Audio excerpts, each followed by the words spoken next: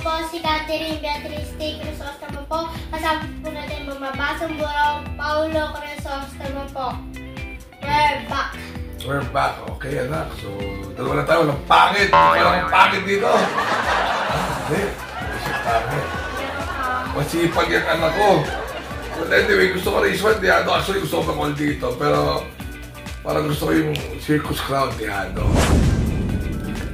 Second choice ko yung Easy Go Lucky. Third choice ko yung Arcturus. 5, 3, and 6. Kasi baka, yun ako makinabang eh, yung 6. Yung 5 naman yan, numero 13 yan, nung tumakbo, 12 nanalo kay Habla, nakalimutan ko na yung pangalan. Pumenta na yan doon. So, basta ako, 5, 3, and 6. Alright. So, loan ako. Umalis na si Beatrice, bibili raw siya ng food. Race number 2. Nalalamangan ako sa number 7, Sunshine June. Second choice ko si Doubles. Si Lady of Peace kasi parang bandera. Third choice ko lang yung double strike. 7, 6, and 8. Kasi parang sa Patrimati 7, 8. So, papabura ko na yung solo iron na 6. So, 7, 6, and 8. Pero may panalo rin naman yung 8. Pero kung may solo ay kaya pwede yan. No, Sunshine June. Kasi parang gusto bigyan ng panalo si Marlon. Laloma. So, race number 3. In high maintenance, parang ang galing. Second choice ko si King Alexander. Pwedeng solohin, pero mas maganda kung magdadalo kami kapital kayo. Third choice ko lang yung Copperfield 2, 1, and 4. Right?